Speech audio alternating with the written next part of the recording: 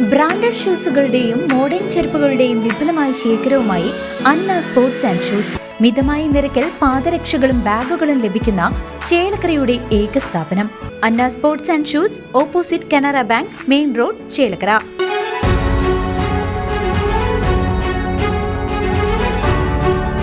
10 മണി കഴിഞ്ഞാൽ ഓഫാക്കാൻ നിർബന്ധമായും തയ്യാറാണ്. 10 മണി വരെയെങ്കിലും കഴിഞ്ഞ കാലങ്ങളിൽ അനുവദിച്ചതുപോലെ DJ ഒന്ന് അനുവദിച്ചു തരണമെന്നുള്ള ഒരു അഭ്യർത്ഥനയുണ്ട്. അപ്പോൾ ഇനി ആ കാര്യത്തിൽ പോലീസിന് വലിയ പിടിവാശിയൊന്നും ഇല്ലാതാണ് ബഹുമാനപ്പെട്ട സലീം സാറിൻ്റെ പ്രസംഗം കേട്ടപ്പോൾ എനിക്ക് മനസ്സിലായത്. പിന്നെ രണ്ടാമത്തെ അദ്ദേഹം അത് വ്യക്തമായി പറയാൻ കാരണം ചില നിർബന്ധങ്ങൾക്ക് വഴങ്ങിയിട്ടാണെന്നാണ് എനിക്ക് മനസ്സിലാക്കാൻ പറ്റിയത്.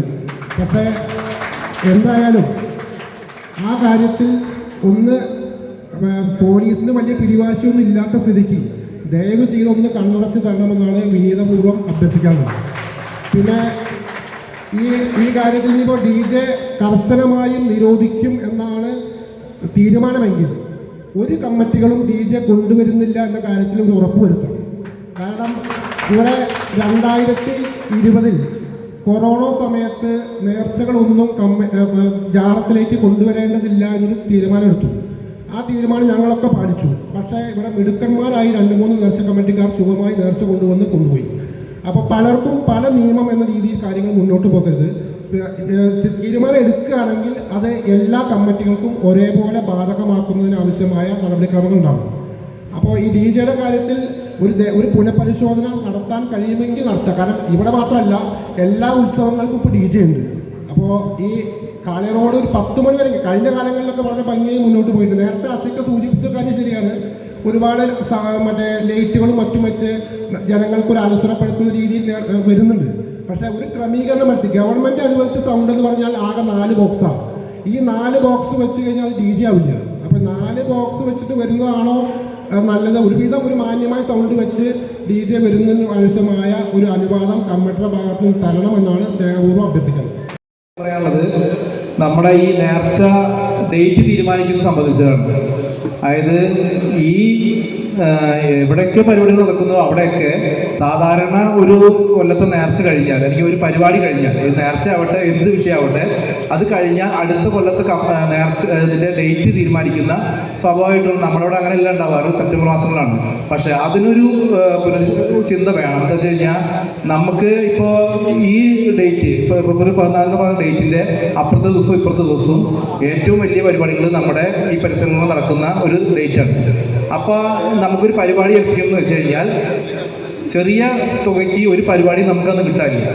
അപ്പോൾ ഇത് ലേശം കൂടി നേരത്തെ ഈ ഡേറ്റ് തീരുമാനിച്ചു കഴിഞ്ഞാൽ നമുക്ക് പരിപാടി ഏൽപ്പിക്കുന്നതിന് ഒരു സാവകാശം കിട്ടും. അതുപോലെ നമുക്ക് ചെറിയ രീതിയിലുള്ള പരിപാടികൾ ഏൽപ്പിക്കാൻ പറ്റും. പിന്നെ അതുപോലെ തന്നെ വേറെ കാര്യം, നമ്മുടെ ഈ അവലോകന യോഗം കഴിഞ്ഞ പ്രാവശ്യം നമ്മുടെ MLA കൃത്യമായിട്ട് പറഞ്ഞതാണ്, ഒരു 2 മാസം മുമ്പെങ്കിലും ഈ അവലോകനം വെക്കണം, അതിൽ ചർച്ചകൾ വേണമെന്നുള്ളത്. ഇപ്പോൾ നമുക്ക് ഏകദേശം ഈ 1 മാസമാണ് നമ്മുടെ മുമ്പിലുള്ളത്. ഇപ്പോൾ നമ്മൾ ഈ തീരുമാനം പറഞ്ഞു, ഇത് മുമ്പ് അറിയിച്ചിട്ടുള്ളതാണ്. ഈ സൗണ്ടിൻ്റെ റഫീഖ കൃത്യമായിട്ടുള്ള കാര്യങ്ങൾ പറഞ്ഞിട്ടുണ്ട്, അതുകൊണ്ട് അതിലേക്ക് പോകുന്നില്ല. പക്ഷേ അത് നമുക്ക് കുറച്ചും കൂടി മുന്നേ, അതുപോലെ ഇപ്പോൾ ഗവൺമെൻറ് തീരുമാനിച്ചതെന്ന് പറഞ്ഞു കഴിഞ്ഞാൽ ഇത്ര വാട്ട്സ് അല്ലെങ്കിൽ ഇത് വേണമെന്നുള്ളതിന് കൃത്യമായിട്ട് കമ്മിറ്റിയുടെ ഭാഗത്തുനിന്ന് ഒരു തീരുമാനം നമുക്ക് കിട്ടിയിട്ടില്ല. അപ്പോൾ ഇത് ഈ പറഞ്ഞ പോലെ ബുദ്ധിമുട്ടുകളുണ്ട്, ഇല്ല നമുക്ക് അറിയാൻ പറയുന്നില്ല. പക്ഷെ അതിൽ ബുദ്ധിമുട്ടില്ലാത്ത രീതിയിൽ, എന്നാൽ ആളുകൾക്ക് ആസ്വദിക്കാൻ പറ്റുന്ന രീതിയിൽ ഈ സൗണ്ട് ഇവിടെ എങ്ങനെ കൈകാര്യം ചെയ്യാവുന്ന കാര്യത്തിൽ കമ്മിറ്റി ഒരു വീണ്ടും ഒരു തീരുമാനം മാറ്റണമെന്നാണ് അഭ്യർത്ഥിക്കാറുള്ളത്. ഒരു മൗനാനുവാദം വേണം എന്നാണ് പറയാനുള്ളത്. എന്നാൽ ഈ പള്ളി കോമ്പൗണ്ടിൽ ഒരു പരിമിതി സ്ഥലം മാത്രമാണുള്ളത്. 100 കണക്കിന് നേർച്ചകൾ വാഹനത്തിലും അല്ലാതെയും ഘോഷയാത്രയായി വരുന്നതാണ്. അതിന് മുന്നിൽ നിയമങ്ങൾ കാറ്റിൽ പറത്തിക്കൊണ്ട് ഒരു സർക്കസ് കൂടാരം പണിയുന്നതിന് ആർക്കും വിരോധമില്ല. പക്ഷേ വർഷങ്ങളായി തുടർന്നു വരുന്ന ഒരു നേർച്ചയെ നല്ല രീതിയിൽ ഒരു സ്ഥലം കണ്ടെത്തി വഴിയോര കച്ചവടക്കാരെ മാത്രം നിർത്തി, കഴിഞ്ഞ പ്രാവശ്യം ഞങ്ങൾ നേർച്ച കൊടിയേറ്റാൻ വരുമ്പോൾ 4 മണിക്കൂർ അവിടെ നിന്നത്. വഴിയോരത്ത് പോലീസായാലും അതിൻ്റെ സംവിധാനം ഉപയോഗപ്പെടുത്തി പോകുന്ന ആനകളെ കൊണ്ടുപോകാനുള്ളൊരു സംവിധാനം ഉണ്ടാക്കണം. ഏറ്റവും വലിയ മഹത്തായ കാര്യമാണ് നമുക്ക് സഞ്ചാര സ്വാതന്ത്ര്യം. ആ സ്വാതന്ത്ര്യം നിഷേധിക്കപ്പെടുന്ന ഒരു സമീപനമാണ് ഈ വഴിയോരത്ത് കച്ചവടം ചെയ്തിട്ട് ഇരിക്കുന്നത് കൊണ്ട് ആളുകൾക്ക് അങ്ങോട്ടും ഇങ്ങോട്ടും പ്രവേശിക്കാൻ പറ്റാത്ത രീതിയിൽ വരുന്നത് പോലീസ് കൃത്യമായിട്ട് ഇടപെടുന്നുണ്ട്. പക്ഷെ അതിന് അനുസരിച്ച് നമ്മളുടെ കമ്മിറ്റികൾ ഒന്നും കൂടി ഏകോപിപ്പിച്ച് നല്ല രീതിയിൽ പോകാനുള്ളൊരു സംവിധാനം ഉണ്ടാക്കണം എന്നാണ് ഇതുമായി ബന്ധപ്പെട്ട് പറയാനുള്ളത്. പള്ളിദാനം കമ്മിറ്റിക്ക് ജയിക്കാൻ വേണ്ടിയിട്ടല്ല, ഈ നേർച്ച കൊണ്ടുവരുന്ന ആൾക്കാർക്കും നേർച്ച കാണുന്നവർക്കും ജനങ്ങൾക്കും ഒരു സുഖം സമാധാനം കിട്ടാൻ വേണ്ടിയിട്ടാണ് ജമാഅത്ത് കമ്മിറ്റി ഇങ്ങനെ ഒരു തീരുമാനത്തിലേക്ക് എത്താൻ കാരണം. അത് പെട്ടെന്നൊരു മീറ്റിംഗ് കൂടിയിട്ട് പെട്ടെന്നെടുത്തൊരു തീരുമാനമല്ല. കഴിഞ്ഞ വർഷം നേർച്ച, ഞാൻ നേരത്തെ പറഞ്ഞ തന്നെ പറയുന്നത്, കഴിഞ്ഞ വർഷം നേർച്ച കഴിഞ്ഞതിന് ശേഷം ഒരു 8-10 മീറ്റിംഗ് ഈ സെറ്റിൻ്റെ കാര്യത്തിന് വേണ്ടിയിട്ട് ഞങ്ങൾ കൂടിയിട്ടുണ്ട്. അപ്പോൾ എല്ലാവരും ഒരേ ഇതിൽ നിന്നത് സെറ്റാണ്. അത് ഇപ്പോൾ എന്താ റഫീഖ് പറഞ്ഞമാരും ശ്രീദാസ് പറഞ്ഞമാരും ചെറുപ്പക്കാരുടെ ആരാണ് DJ ഇതും കമ്മിറ്റിയിൽ സംസാരിക്കേണ്ടായി. ഇതിനെയൊക്കെ ഇതിനെ മറികടന്നിട്ട് നമുക്ക് എന്താ ചെയ്യാൻ പറ്റുക, നാട്ടിലെങ്ങനെ സമാധാനം ഉണ്ടാവുക, ജനങ്ങൾക്ക് എങ്ങനെ സ്വൈരമായിട്ട് ഇത് കണ്ട് ആസ്വദിക്കാൻ പറ്റുക, അതിനുള്ളൊരു സംവിധാനത്തിലാണ് ജമാഅത്ത് കമ്മിറ്റി സൗണ്ട് സിസ്റ്റം എന്താണ് ഗവൺമെൻറ് അലൗഡ് വിളിച്ച അതിലേക്ക് കടന്നിട്ടുള്ളൊരു തീരുമാനം ഉണ്ടാക്കാൻ കാരണം. അല്ലാണ്ട് നേർച്ച കൊണ്ടുവരുന്നവരടുത്ത് വിരോധം ഉണ്ടായിട്ടോ അവർ സന്തോഷിക്കുന്നത് തടസ്സപ്പെടുത്താൻ വേണ്ടിയിട്ടോ അങ്ങനെ സംവിധാനത്തിലല്ല. ഇതിൻ്റെ പുറത്ത് ഒരുപാട് പ്രശ്നങ്ങളും കാര്യങ്ങളും അപ്പുറത്തൊക്കെ നടക്കുന്നുണ്ട്. ശരിക്കും പറഞ്ഞാൽ ഒരു നല്ല സൗണ്ടിലൊരു പരിപാടി വരുമ്പോൾ സൗണ്ട് ഇല്ലാത്ത ഒരു ബാൻഡ് സെറ്റ് ഒരു മറ്റുള്ള സംവിധാനം വരുമ്പോൾ ഒരു DJ സെറ്റ് വന്നിട്ട് അവിടെ പാടിയ ഒരു 2 ലക്ഷം രൂപ കൊടുത്തിട്ട് ഒരു ബാൻഡ് സെറ്റ് ഏൽപ്പിച്ചാൽ അവർക്ക് പാടാനും പറ്റില്ല, മറ്റവർക്ക് കേൾക്കില്ല. അപ്പോൾ ഒരു മിതമായ സംവിധാനത്തിൽ വരണമെന്നുണ്ടെങ്കിൽ എല്ലാവർക്കും പരിപാടി ചെയ്യുകയും ചെയ്യാം, എല്ലാവർക്കും ഇത് കാണുകയും ചെയ്യാം, എല്ലാവർക്കും ഇത് ആസ്വദിക്കുകയും ചെയ്യാം, ജനങ്ങൾക്ക് ബുദ്ധിമുട്ടും ഉണ്ടാവില്ല. അപ്പോൾ നല്ലൊരു സമാധാനപരമായിട്ടൊരു നേർച്ച പ്രതീക്ഷിച്ചിട്ടാണ് ജമാഅത്ത് കമ്മിറ്റി ഇങ്ങനെ ഒരു തീരുമാനം എടുക്കാൻ കാരണം. പിന്നെ ഷഫീഖ് പറഞ്ഞു എല്ലാ പരിപാടികളിലും ഇന്ന പരിപാടി കഴിഞ്ഞാൽ അടുത്ത ഡേറ്റ് പറയുന്നുള്ളത്. അത് കാലങ്ങളായിട്ട് സത്യമാണ്. പക്ഷേ കാളരോട്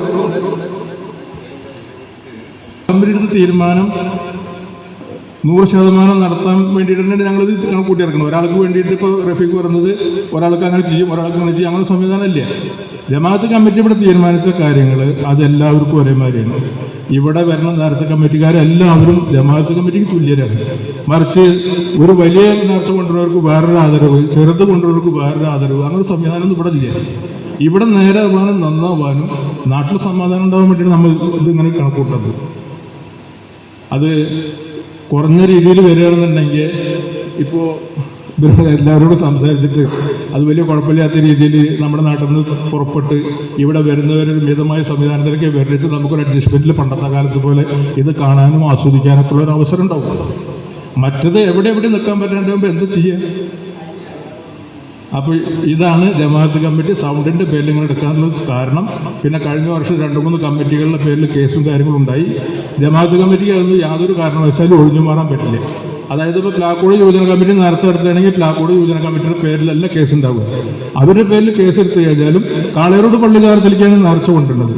അത് അതാത് കാലങ്ങളിൽ വരുന്ന പള്ളി ദാരം ഭരിക്കുന്ന കമ്മിറ്റിക്കാരാണ് അതിൻ്റെ പരിപൂർണ്ണ ഉത്തരവാദികളും അതിന് സമാധാനം പറയാനായിട്ട് ആൾക്കാരാണ്.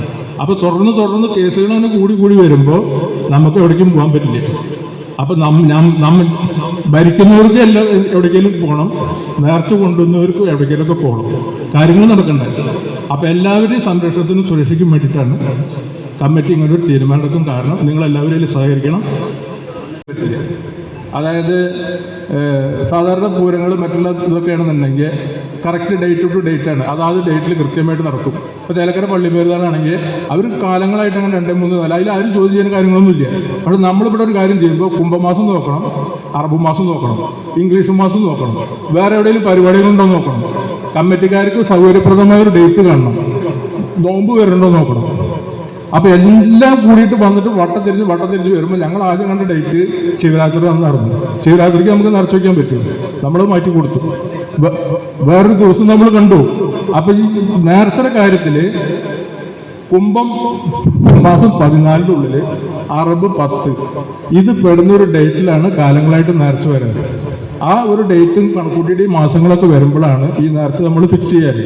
അല്ലാണ്ട് കറക്റ്റ് ഓർഡറോ കാര്യങ്ങളൊന്നുമില്ല. ഇപ്പോൾ ചിലപ്പോൾ കുംഭം 10 പെടില്ല, അറബ് മാസം 14 പെടില്ല. ഈ മാസങ്ങൾ കയറി നിൽക്കുക മാത്രമേ ചെയ്യുള്ളൂ. അതിൻ്റെ ഇടയിൽ നോമ്പ് വരുമ്പോൾ നോമ്പ് കാലത്ത് നമുക്ക് ചെയ്യാനും പറ്റില്ല. അതാണ് ഇങ്ങനെ ഒരു ഡേറ്റ് വരാനും കാര്യങ്ങൾക്കും ചില ബുദ്ധിമുട്ടുകളും പ്രയാസങ്ങളും നേരിടുന്നത്. ഇപ്പം നിങ്ങൾക്ക് അറിയാത്ത നിങ്ങൾ ചിന്തിക്കുന്നതിനായിട്ടും കൂടുതൽ ഞങ്ങൾ ചിന്തിക്കുന്നുണ്ട്. അത് നമ്മളൊരു ഡേറ്റ് വെച്ച് കൊടുക്കുമ്പോൾ യുവജന കമ്മിറ്റിക്കാർക്ക് എത്രമാത്രം ബുദ്ധിമുട്ടുണ്ടാവും, പ്രയാസം ഉണ്ടാവും എന്നൊക്കെ നമ്മൾ ഇവിടുന്ന് പഠിച്ചിട്ടാണ് ഇത് കൈകാര്യം ചെയ്യുന്നത്. അല്ലാണ്ട് വെറുതെ ഇവിടെ നിന്നിട്ട് ഓരോ തോന്നിയമാര് ഓരോ ഡേറ്റ് ഉണ്ടാക്കി തരില്ല.